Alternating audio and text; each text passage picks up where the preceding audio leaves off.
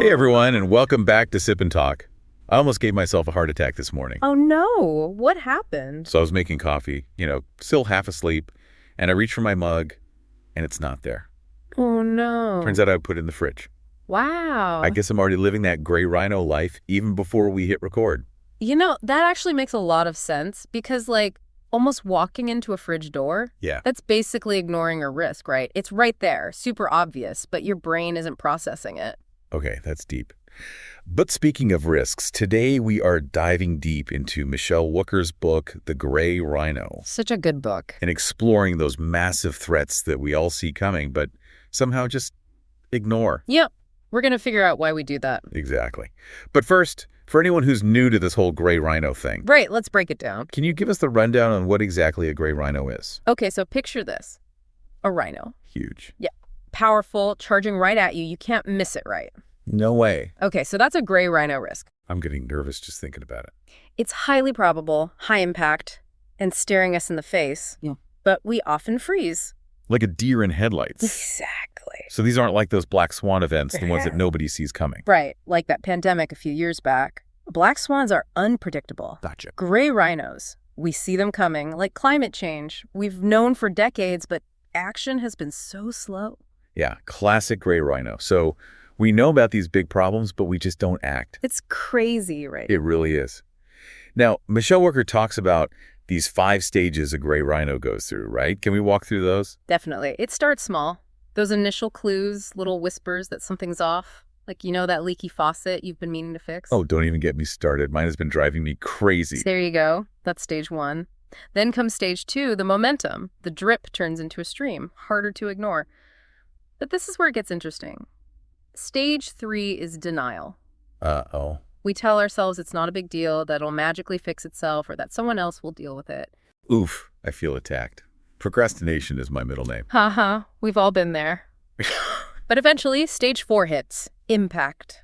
Oh, no. That faucet bursts, floods the kitchen, and suddenly you've got a real mess. And finally, stage 5. The aftermath. You're cleaning up, calling the plumber, probably with a hefty bill. Yep. Wondering why you didn't fix it sooner. Okay, that's a perfect illustration. But seriously, why do we do this to ourselves? Why wait for a disaster to happen? It's like we're programmed to self-sabotage. You'd think our brains would be better at handling these things. Right. I mean, our brains are supposed to be these amazing problem-solving machines. What's the deal? So what is the deal? Why do we ignore the obvious? Well, here's the thing. We're wired for comfort, not always for logic. Facing a problem, especially a big one, can be super stressful. Yeah, for sure. And our brains try to protect us from that stress, even if it means downplaying the threat. So we basically lie to ourselves, even when we know better. Pretty much. And then you've got all these cognitive biases kicking in. Okay, tell me more about that. Michelle Wooker dives deep into this, and it's fascinating. Like overconfidence bias, where we think we have more control than we actually do. Oh, that's me all the time. I can totally meet that deadline, no problem. Famous last words. Exactly. Or how about short-term thinking, where we focus on feeling good now rather than the consequences later? It's like eating that extra slice of cake, even though you know you'll regret it. Ugh, too real. But speaking of regret, I think one of the biggest gray rhinos out there has to be personal finances. Oh, absolutely. So many people struggling with debt, saving for retirement. It's like this giant elephant in the room. It is a huge one. And Wooker talks about how different generations experience it differently. Millennials and Gen Z, they came of age during that financial crash back in 2008. They saw what can happen when things go wrong. And now they're dealing with student loans, sky-high housing costs. No wonder they're stressed. It's a lot. And that shapes their whole relationship with risk, right? People call them risk-averse, but I think it's more like they're risk-appropriate. That makes sense. They've learned to be careful because they've seen what can happen. Which is smart. It's not about never taking risks. It's about knowing when to take them and when to hold back. Yeah. Like, I'm all for starting a business, but I'm not about to gamble my life savings on it. Exactly.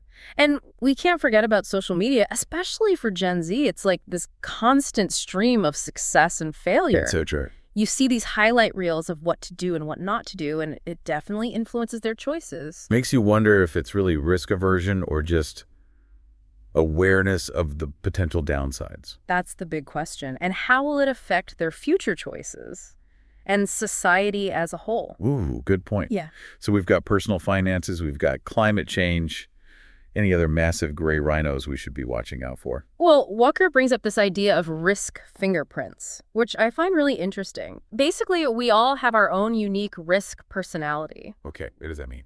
It's shaped by our experiences, our personalities, our wiring, I guess you could say. So some people are just naturally more cautious while others are like, bring on the risk. Exactly. And the thing is, understanding your own risk fingerprint can help you make better decisions. Like, if you know you're prone being overly optimistic... Uh-oh. That's me again. You might need to build in some extra safeguards, right? Maybe get a second opinion before making a big decision. That's actually really good advice. So self-awareness is key to dodging those gray rhino traps. Totally. It's about recognizing your blind spots, your tendencies, and then adjusting your approach accordingly. I like that. Self-awareness is like our superpower against those charging rhinos. But, you know, even with the best intentions, sometimes we miss things. Things happen that we could never predict. Ah, yes, the black swan. London to UN. Those events that come out of nowhere. The ultimate wild cards. Okay, I'm ready. Hit me with some black swan scenarios. All right. How about another pandemic? We just went through one, right? Okay. But what if a new one emerges that's even more severe? One that our current treatments can't handle. Okay, that's scary, but definitely possible. Or what about rapid advancements in AI? It's already developing so quickly, but what if it gets to the point where it surpasses human intelligence? Whoa, AI taking over the world. That's some next-level stuff. It's not impossible. And then there are the potential disruptions that we haven't even thought of yet. New technologies, political upheaval, natural disasters. So basically, the future is a mystery box. Pretty much. But that's also what makes it exciting, right? We can't control everything, but we can cultivate resilience, adaptability. So instead of trying to predict the unpredictable, we focus on being ready for anything. Exactly. Because when those black swans inevitably show up, the people who thrive are the flexible ones. The ones who can adapt. The resourceful ones. They're the survivors. Yeah. Okay, that's actually really empowering. Yeah. It's not about living in fear. It's about being prepared, mentally and practically, ready to ride the wave of change. I love that. So gray rhinos we tackle head on. Black swans we learn to dance with. Perfectly put. Okay, we've talked about gray rhinos, those obvious threats, and black swans, the totally unexpected events. So much to think about. What's the main message our listeners should take away from all this? I think the key takeaway is that we have way more power than we think. We can't control everything. Right. But we can control how we respond to things. Okay, I like that. So instead of stressing out about every possible problem, we get curious, that little voice that says, uh-oh, this might not be a good idea, or I should probably check this out. We tend to ignore it, right? Oh yeah, it's like hitting the snooze button on our gut feelings. Exactly. What if we listen to it instead? That's step one. Pay attention to your intuition. So trust ourselves more. Yep. And then, like we talked about, take action. Even a tiny step is better than doing nothing. Okay, I can get on board with that. But black swans, how can you possibly prepare for something you don't even know is coming? That's true. You can't prepare for a specific black swan. But you can cultivate this idea of being anti-fragile. Michelle Walker talks about this, and it basically means... Tell me more. You get stronger through challenges. Instead of breaking under pressure, you bend and bounce back. That's a good way to put it. So we actually improve because of the tough stuff. Exactly. And flexibility is a huge part of that. The more skills you have, the wider your network is, the more open you are to new ideas.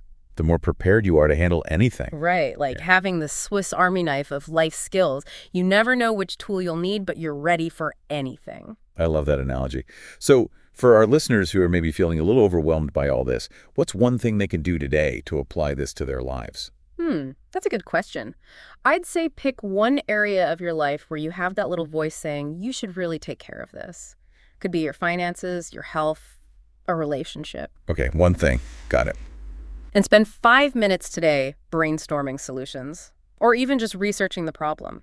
Just 5 minutes to start moving from denial to action. 5 minutes I can definitely handle. It feels a lot less scary than trying to fix everything all at once. Exactly. Small steps, being consistent, and remembering you don't have to go it alone. That's such a good point. We're all in this together, right? And hey, if anyone out there needs a little extra motivation, our buddy Micky from Mickytolife on YouTube is the perfect guy to check out. yes, he's got these crazy travel stories, and he always has great advice on dealing with life's curveballs, usually while enjoying a nice glass of whiskey. Definitely worth subscribing to his channel. All right, everyone, thanks for tuning in to another episode of Sip and Talk. We hope you enjoyed this deep dive. And until next time, stay curious, stay informed, and... Well, you know what to do about those charging rhinos. We'll see you next time.